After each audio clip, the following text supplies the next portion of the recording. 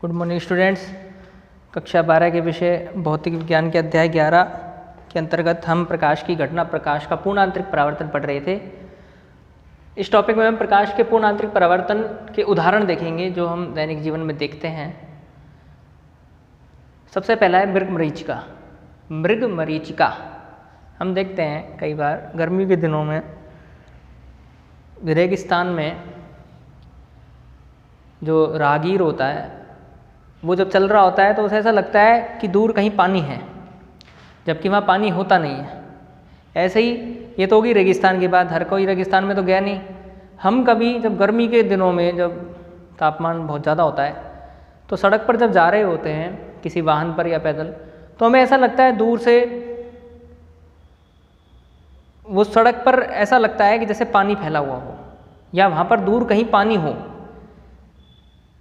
जो सड़क के दोनों किनारों पर पेड़ होते हैं, हमें ऐसा लगता है उनकी परछाई सड़क पर पड़ रही है और वो परछाई कैसी हो रही है, हिल रही है, जैसे वहाँ पानी हो। तो ऐसा क्यों होता है? इसे बोलते हैं मृगमरीचिका, यानी भ्रम होता है ये, जो वास्तव में वहाँ पर पानी नहीं है लेकिन हमें वहाँ पर आभास होता है कि वहाँ पर पानी है। ये इसके पीछे जो कारण होता है वो है पूर्ण आंतरिक परावर्तन। देखिए ये सड़क है या रेगिस्तान है, मान लो यहाँ एक पेड़ है, राहगीर यहाँ पर है, तापमान बहुत ज़्यादा है, तो क्या होता है कि जो ये सड़क है या जो सतह है ये रेगिस्तान की, यहाँ की जो वायु है वो अधिक तापमान होने के कारण गर्म होती है और गर्म होने से वो पतली हो जाती है, यानी विरल हो जाती है। हमें पता है कोई चीज़ जब गर्म होती है तो वो ऊपर की ओर उठती है, जैसे पानी जब गर्म होता है भाप बनती है तो ऊपर की ओर उठती है। तो ये जो सतह पर जो वायु है, सतह के आसपास जो वायु है वो सतह से टकराकर, सतह का तापमान बहुत ज़्यादा है और ये वायु कैसी हो जाती है, विरल हो जाती है। जबकि ऊपर की वायु कैसी है, सघन है अभी, और सतह की वायु कैसी है, विरल है। तो अब एक प्रकाश की किरण पेड़ से चली, पेड़ से चल रही है, सघन माध्यम, सघन वायु में से होते होते वो जैसे ही सतह के पास वाली वायु से टकराएगी, और सतह के पास वाली वायु कैसी, विरल है। तो सघन माध्यम में चलती हुई जब वो विरल माध्यम में टकराती है और उसका आपतन कोण क्रांतिक कोण से अधिक हो जाता है तो उसका पूर्ण आंतरिक परावर्तन हो जाता है, अर्थात वो उसी माध्यम में लौट जाती है। और लौट कर वो कहाँ आ रही है, राहगीर की आंखों में आ रही है। और राहगीर की आंखों पे जो वो किरण आ रही है, अगर वो उस किरण को हम पीछे की ओर बढ़ाएं तो वो हमें नीचे की ओर जाती हुई दिखाई देती है और ऐसा लगता है कि इस पेड़ का नीचे एक प्रतिबिंब बन रहा है।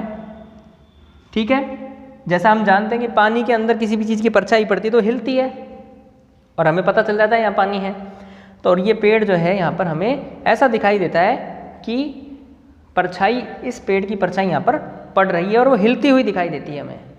ठीक है, ऐसा लगता है कि यहाँ पर पानी भरा हुआ है और इस पेड़ की परछाई यहाँ बन रही है। तो दूर से जब राहगीर देखता है तो उसे यहाँ पर पानी भरा हुआ दिखाई देता है। इसे बोलते हैं मृगमरीचिका। तो ये बहुत अच्छा उदाहरण है पूर्ण आंतरिक परावर्तन का। दूसरा उदाहरण है, बहुत ही कॉमन उदाहरण है, हीरे का चमकना। हीरे का चमकना। हीरा इतना ज़्यादा क्यों चमकता है? जबकि हीरा जब खान में से निकलता है तो बहुत ही रफ होता है, पत्थर होता है, तो बिल्कुल रफ पत्थर होता है। तो कारीगर क्या करता है, उसको घिसता है, उसको घिसता है, पॉलिश करता है, घिसता है और घिस के उसके किनारे बनाता है।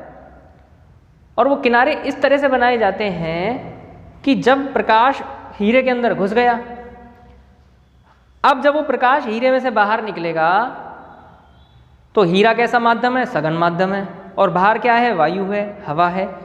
तो जब वो प्रकाश की किरण हीरे में से बाहर निकलेगी तो वो हीरे का जो बाहर का जो आकार है वो कारीगर द्वारा घिस के इस तरह से बनाया जाता है कि जब प्रकाश की किरण हीरे में से बाहर निकलती है तो सघन माध्यम से विरल माध्यम में जाएगी। वो अंदर सघन माध्यम हीरा है और बाहर क्या है, वायु है। तो जब वो सघन माध्यम से विरल माध्यम में जाएगी तो उसका आपतन कोण क्रांतिक कोण से अधिक होगा, इस हिसाब से उसको तराशा जाता है। और उसका आपतन कोण क्रांतिक कोण से अधिक होने के कारण हीरे के अंदर प्रकाश की किरण का पूर्ण आंतरिक परावर्तन हो जाता है। और एक बार नहीं, अनेकों बार प्रकाश की किरण का पूर्ण आंतरिक परावर्तन हीरे के अंदर होता है, बार बार टकराएगा और बार बार वापस हीरे के अंदर ही घूमता रहेगा। तो इसलिए हमें प्रकाश की किरण, एक ही किरण जो है उसकी चकाचौंध दिखाई देगी बहुत बार। तो ये बहुत ही अच्छा उदाहरण है हीरे का चमकना। कभी वाइवा में भी पूछते हैं ये, या कभी आगे इंटरव्यू वगैरह में भी पूछते हैं हीरे की चमक किस कारण से होती है, तो उसका उत्तर है पूर्ण आंतरिक परावर्तन। मृग मरीचिका किस कारण से दिखाई देती है, तो उसका उत्तर है पूर्ण आंतरिक परावर्तन। पूर्ण आंतरिक परावर्तन के और भी कई उदाहरण हैं जिन्हें हम अगले वीडियो में देखेंगे।